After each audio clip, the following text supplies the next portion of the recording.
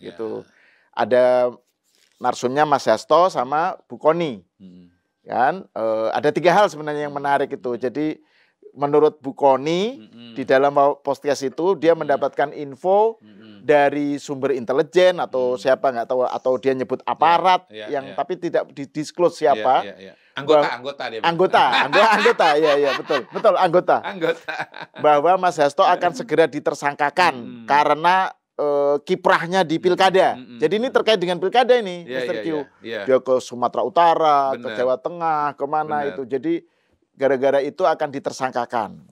Terus kemudian Mas Hasto bilang cerita bahwa dia nggak takut. Nah, dia mengutip Bung Karno lah, pokoknya suasana perjuangan dulu, membela kemerdekaan. Nah, itu dia nggak gentar, dia akan melawan. Nah, gitu. Terus dia juga menyebut tentang Jokowi sebagai raja Jawa yang pengen mempertahankan kekuasaannya gitu kan, dengan segala cara memanfaatkan apa yang dia sebut sebagai partai coklat, polisi gitu, parcok istilah dia itu, untuk mempertahankan kekuasaannya gitu ya. Terus kemudian dan itu sudah dilakukan sejak dulu, termasuk waktu zaman Anies.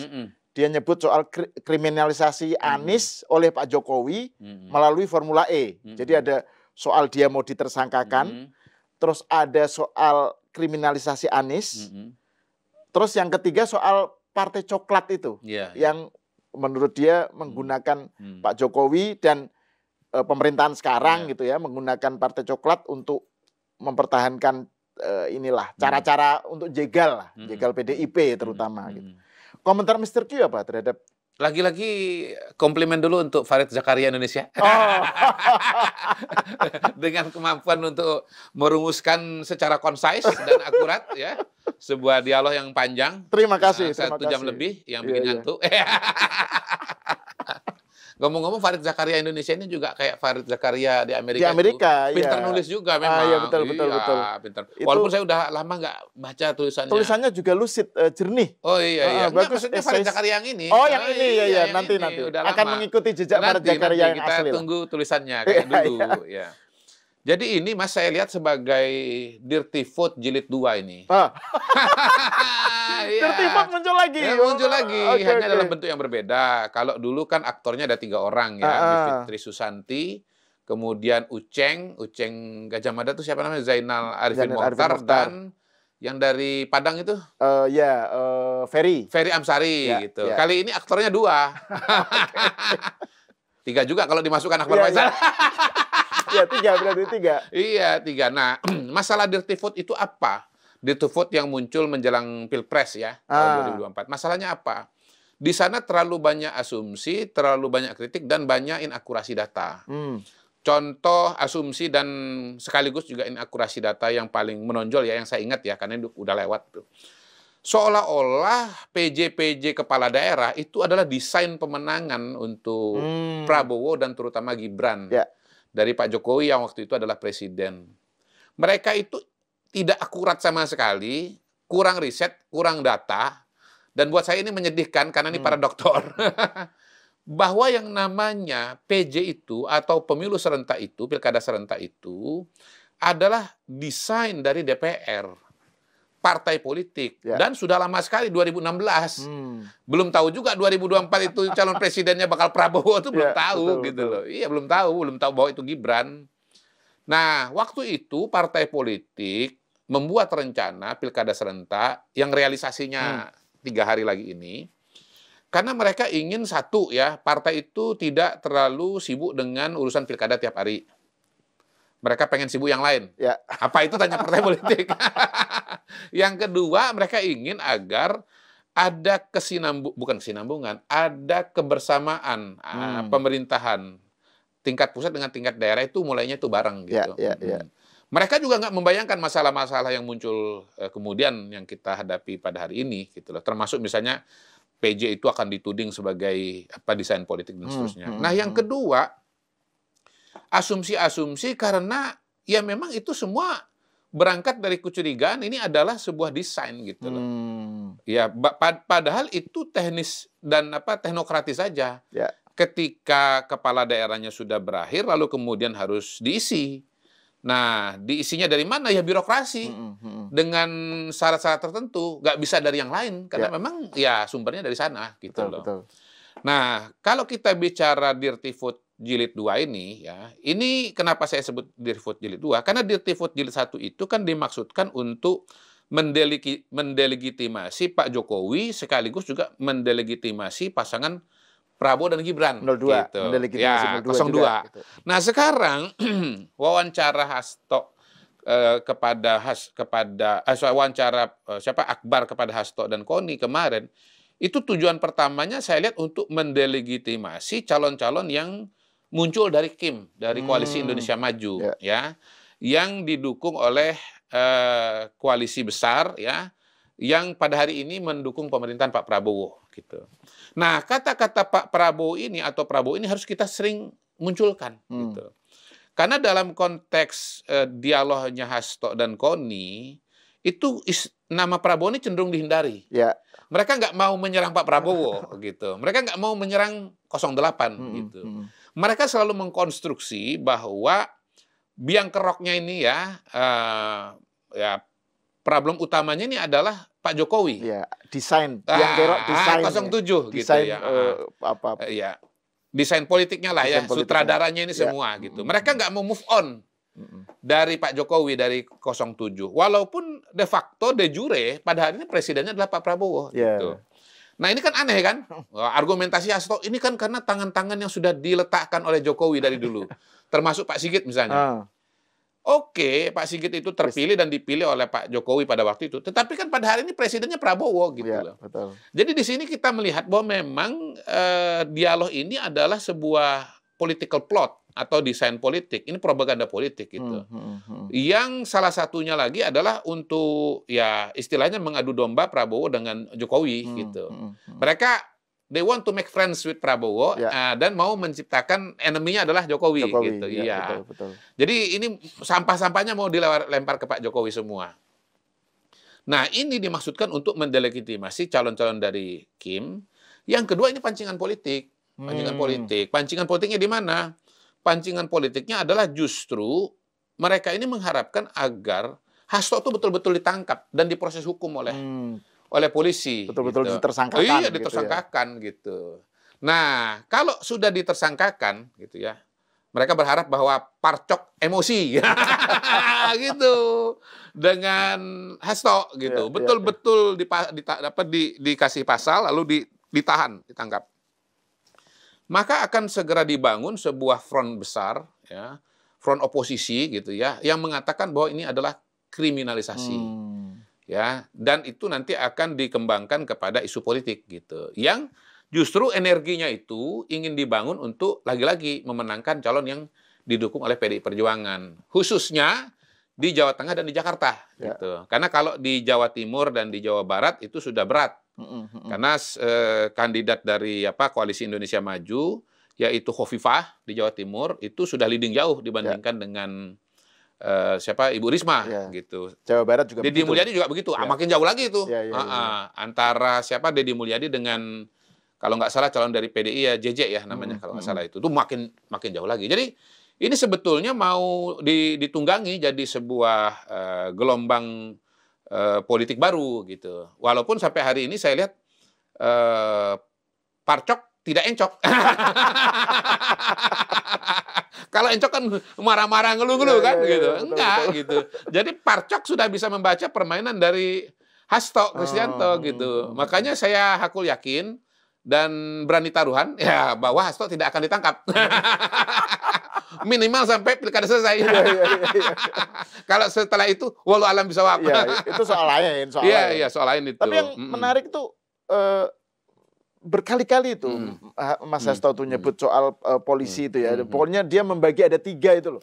Ada polisi merah putih, yang itu adalah kubu yang kira-kira searah lah dengan PDIP gitu ya. Terus kemudian Partai Coklat gitu ya, itu yang Pak Listio Sigit dan pokoknya ini yang dikendalikan oleh Pak Jokowi. Terus yang abu-abu, gitu. Jadi dari segi pembacaannya aja kelihatan bahwa ada upaya untuk pengen memecah polisi. Polisi. Betul. Ya walaupun istilah polisi merah putih itu artinya kabinet Pak Prabowo. Iya betul ya. Nah, sebetulnya saya juga agak heran karena Bang Akbar itu kok menyediakan ruangannya yang ruang podcastnya yang apa ya, yang beliau ini kan latar belakangnya wartawan ya. Menyayangkan memberikan ruang itu karena sebetulnya semua dialog itu didasarkan kepada suatu basis yang sangat lemah. Gitu. Apa basisnya? Basisnya adalah omongan dari Koni Bakri ya. Bukan, nggak ada hubungan dengan Abu Rizal Bakri ya. Iya, betul. Koni Bakri yang mengatakan dia didatangi oleh seorang tadi anggota tadi yang mengatakan bahwa Hasto akan ditersangkakan gitu. Nah, tentu pertanyaannya adalah anggota ini benar-benar ada atau enggak kan gitu kan? Kenapa kita ragu? Karena di masa lalu pun itu yang namanya Koni ini sering bikin cerita kayak begini. Salah satunya soal bagaimana ada penawaran ya dia dengan Rosan itu loh yang dia ditawarin. Apa tuh saya lupa tuh. Iya, pokoknya bahwa narasi dia kan bahwa Prabowo akan sampai 2 tahun. Setelah itu kemudian akan Gibran. Jadi ada upaya untuk Prabowo mau intinya kan begini, dia itu kan mengklaim dia ketemu dengan bukan itu, dia ditawarin apa gitu dengan Rosan. Wamen atau wakil apa gitu. Itu nanti diperiksa nanti netizen ya. Tapi intinya begitu dikonfrontasi oleh Rosan, dia tuh nggak berani untuk melanjutkan proses itu. Bahkan lari ke Rusia. Iya, betul. Setelah itu ya. Iya, kayaknya dipolisikan kan sama Pak Rosan ya? Baru mau. Belum ya? Seingat saya baru mau, tapi kemudian tidak dilanjutkan gitu loh.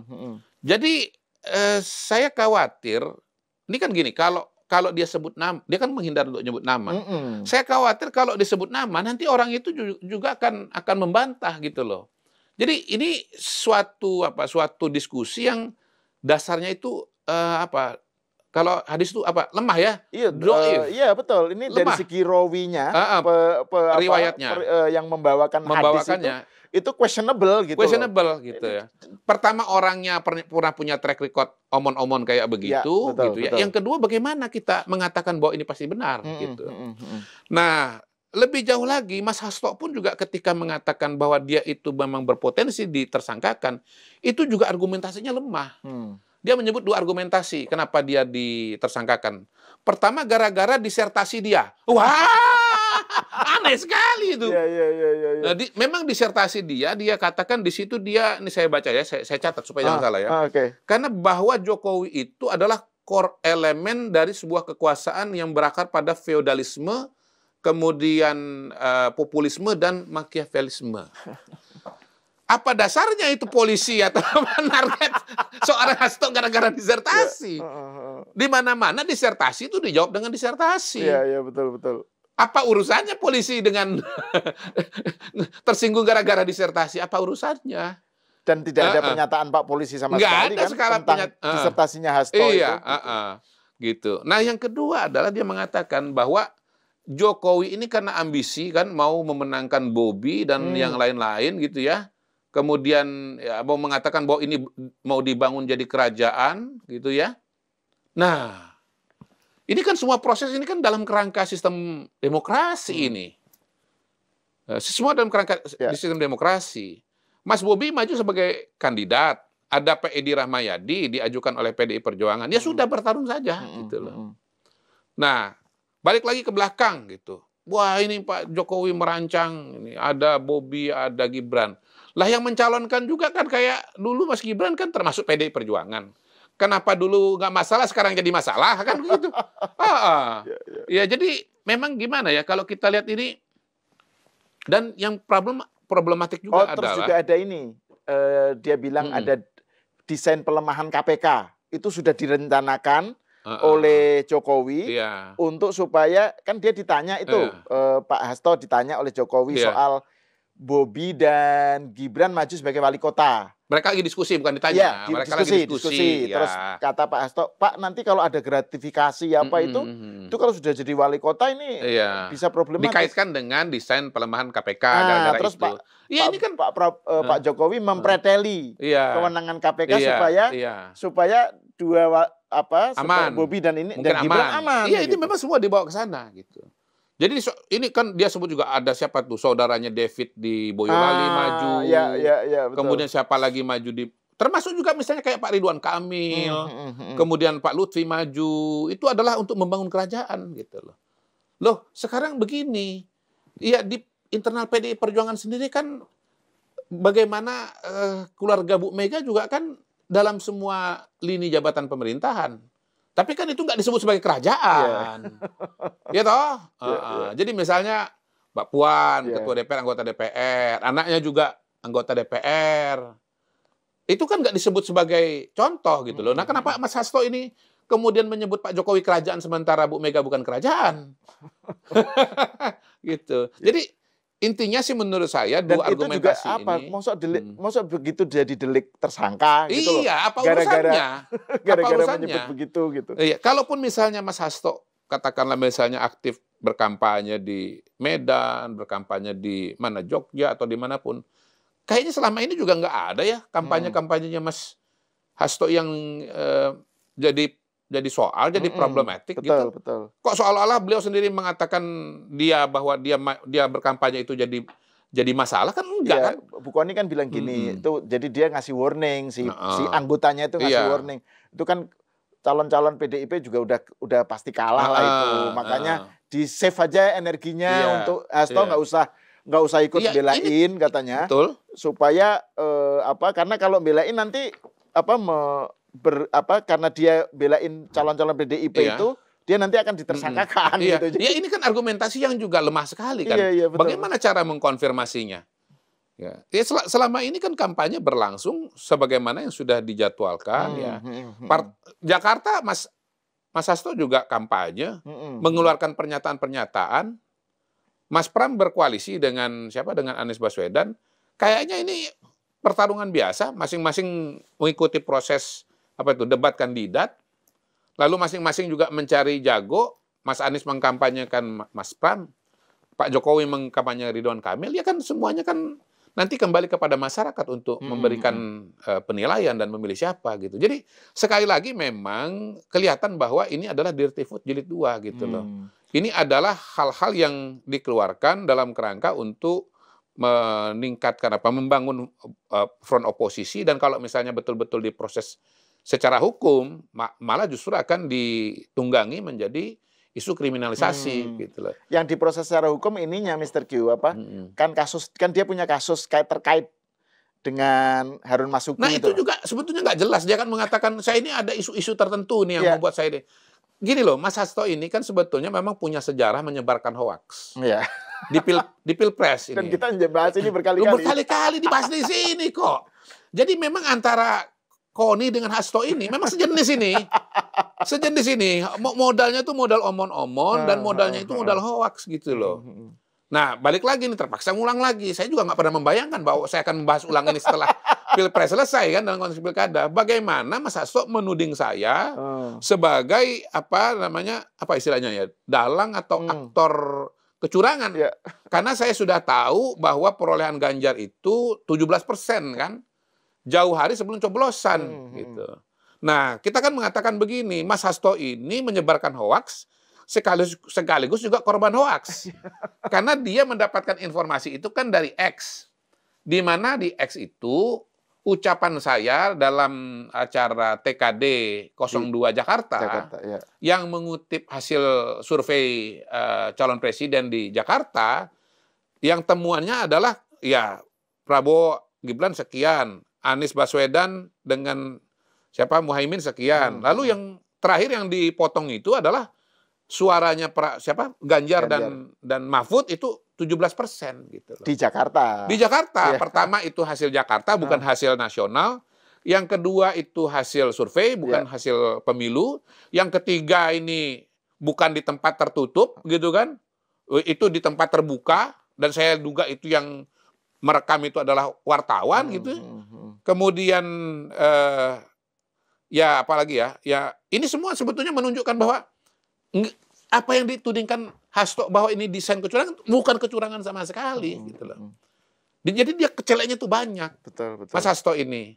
Dan itu juga diulangin berkali-kali, diulangin di media yang satu, diulangi media yang kedua gitu. Jadi Mas Hasto ini memang terbiasa memamah biak. Beliau ini konsumen hoaks nomor 1.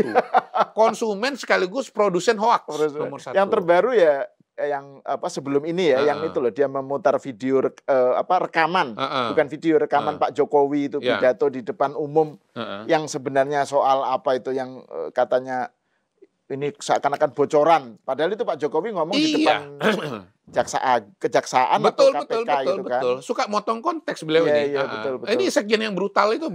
Kan kita istilah dia kepada Hasto kan sekjen yang brutal. Karena suka mengkonsumsi hoaks, menyebarkan hoaks, dan suka menghilangkan konteks gitu. Ya, termasuk soal ini yang poin kedua soal kriminalisasi terhadap Anies itu. Betul. Kan Pak Mahfud sendiri menyatakan kan bahwa justru KPK yang gamang. Iya. KPK itu sudah punya temuan dari BPK gitu kan, tapi KPK-nya sendiri gamang karena setiap mau bertindak selalu dihantam tuduhan kriminalisasi terhadap Anies. Gitu. Ya ini kan framing yang dibangun oleh Mas Hasto bahwa ini adalah kriminalisasi oleh Jokowi kepada Anies Baswedan. Padahal kalau kita dengarkan Pak Mahfud ya, sumber datanya dari mana? BPK, ya kan? Yang kedua, yang melakukan proses hukum KPK. KPK itu kan lembaga yang berdiri sendiri. Betul. Bukan lembaga yang dibawa arahan dari Pak Jokowi gitu loh. Jadi termasuk soal kriminalisasi Anies ini menurut saya sengaja dilontarkan oleh Mas Hasto dalam kerangka apa? Membangun dan memperkuat aliansi antara Anies dengan Ganjar dengan Pramono. Anies dengan PDIP. Iya, jadi lagi balik lagi bahwa Anies yang dulu ya berbeda posisinya diametral dengan PDI gitu. Sekarang sedang disambung-sambungin oleh Hasto karena kepentingan Pilkada 27 November yang akan datang gitu. Tiba-tiba PDI yang dulu lawannya Anies Baswedan sekarang jadi pahlawan, pembela, pendekar Anies Baswedan gitu. Iya. Gitu loh. Gitu Mas. Jadi pertama kita luruskan ya, kalau ini disebut kriminalisasi oleh Jokowi, datanya dari BPK. BPK mengatakan bahwa Formula E itu tidak memenuhi kriteria untuk pembiayaan pendanaan dari APBD ya. Yang kedua yang melakukan proses ini adalah KPK gitu. Yang harusnya adalah lembaga independen. Gitu. Jadi dan kalau kita baca konteksnya bahwa ini menjelang tanggal 27 November Pilkada, Pramono didukung oleh Anies, PDI berkoalisi dengan Anies. Dulu Anies adalah lawan dari PDI. Ini adalah upaya dari dari Pak Hasto untuk mempertemukan minyak dan air, gitu. Jadi ini sebetulnya adalah jurus dari PDI Perjuangan dari Mas Hasto untuk memenangkan pilkada. Itu sebetulnya kesimpulannya. Gitu. Dan kalau menurut Mr. Q, jurus itu seberapa efektif sekarang? Jadi kita lihat ini sebagai sebuah move dari Hasto ya untuk terkait dengan pilkada yang sudah mau coblosan lagi ini. Menurut Mas Mr. Q seberapa efektif? Ya kalau kita belajar dari pengalaman di Tifot kan gagal total. Gagal total. Yang kedua, polisi tidak akan terpancing dengan pancingan dari Mas Hasto yang kira-kira tangkap deh saya, tangkap saya, tangkap, gitu kan. Itu dia kan udah mengatakan saya udah siap menyongsong 1 juta peluru, gitu. Betul. Saya tahu bahwa saya ini akan menyongsong badai, kan gitu kan, udah gini dia, gitu. Badainya nggak datang, angin sepoi-sepoi aja, gitu. Ya, badai yang datang cuma dari Mr. Q aja. Dan memang begitu kan yang disampaikan oleh Hasto ini kan opini. Cara melawan opini itu bukan dengan proses hukum, bukan. Lawan dengan opini juga. Dia muncul di podcast, kita muncul di podcast juga, gitu.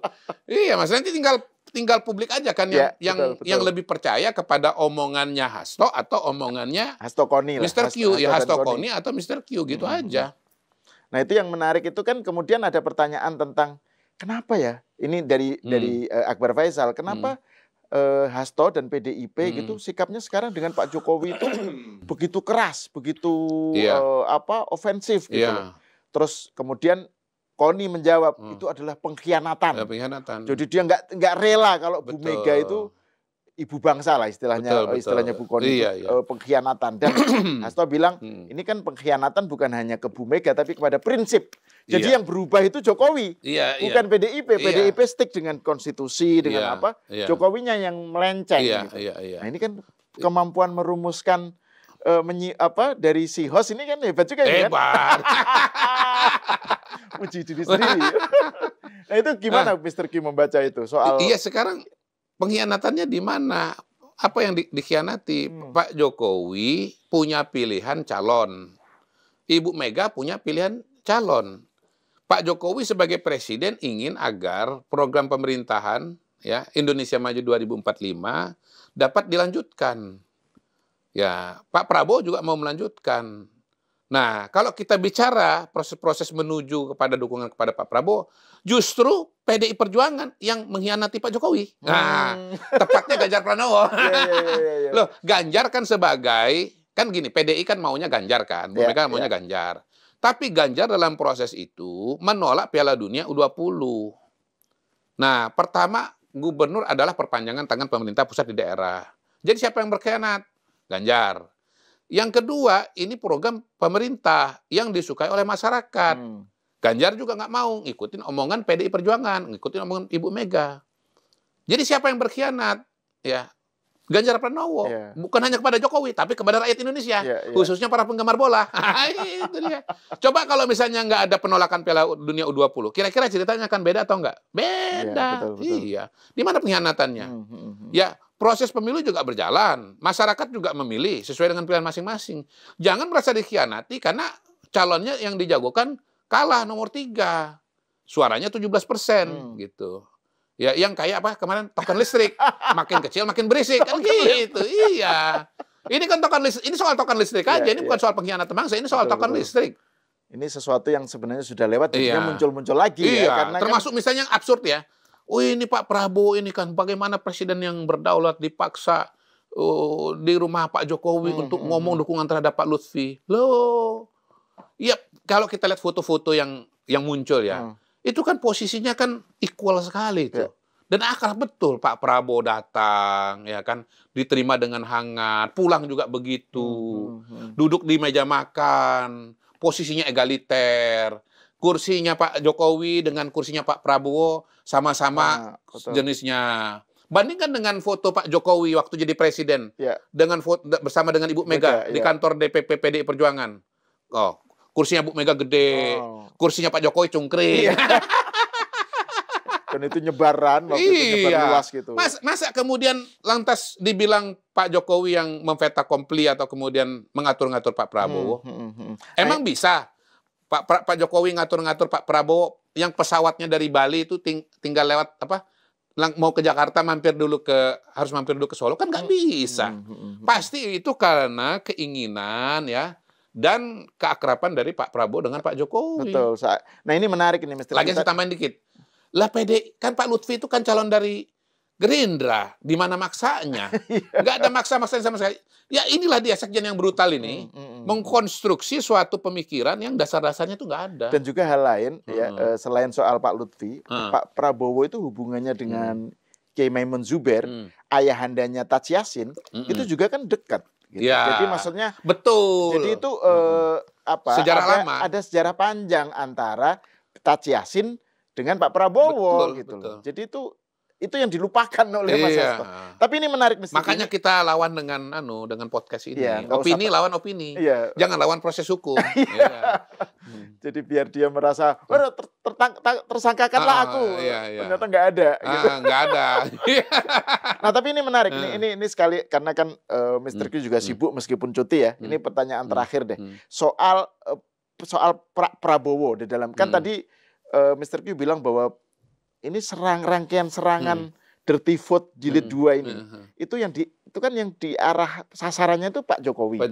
Pak Prabowo seperti tidak dikenain gitu ya. Betul. Tapi jadi seakan-akan ini upaya untuk ya Jokowi yang diserang, Prabowo tidak diserang.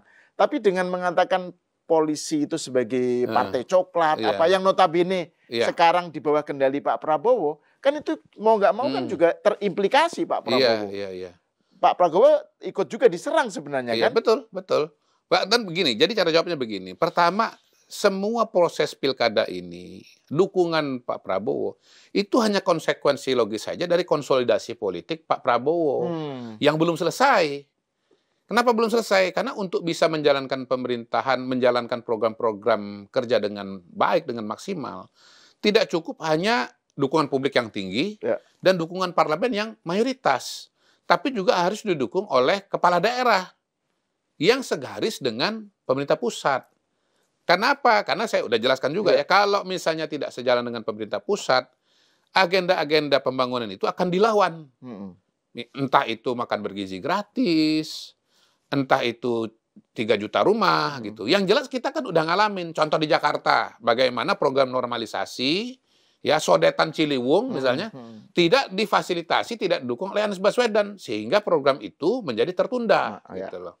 Ini kan menambahkan, kalau Jawa Tengah udah soal Piala Dunia itu. Ya, betul. Saya tambahkan juga pernah tuh, Bali Utara itu kalau yang menang Iwayan Koster, tidak akan dibangun bandara di Bali Utara. Gitu. Sementara ada aspirasi dari rakyat Bali, terutama Bali Utara, agar di sana juga ada bandara, agar pembangunan berimbang, agar pariwisatanya juga maju seperti di Bali yang sebelahnya lagi, gitu. Yang ada bandara yang murah rainya. Gitu. Jadi konkret sekali bahwa kalau kepala daerah itu berbeda aspirasi politik dengan pemerintah pusat, itu tidak akan berjalan dengan lancar gitu. Jadi ini kalau misalnya dibelokkan oleh Hasto bin Anies kepada Pak Jokowi, ini kita kembalikan lagi bahwa sebetulnya beliau ini tabrakannya dengan Pak Prabowo gitu. Nah, yang kedua, dugaan saya serangan kepada polisi itu ini terkait juga dengan dinamika pertarungan di Jawa Tengah. Di mana Pak Lutfi background-nya adalah purnawirawan polisi dan Pak Andika adalah purnawirawan TNI gitu loh. Jadi mendelegitimasi polisi ini bukan hanya bicara pada konteks nasional, bukan hanya konteks Pak Jokowi, tapi juga berkaitan dengan dinamika di Jawa Tengah. Di Jawa Tengah gitu. Di mana di situ kan kemudian dikonstruksi tuh. Ini Sambo versus Rambo gitu. Padahal Pak Lutfi Hugeng. Gitu. Gitu. Jadi sebetulnya ini satu rangkaian yang kalau kita baca dengan jernih dari kacamata yang kritis, dari kacamata yang berbeda, itu akan kelihatan belang-belangnya argumentasi dari Hasto ini. Oke, terima kasih Mr. Q atas obrolannya.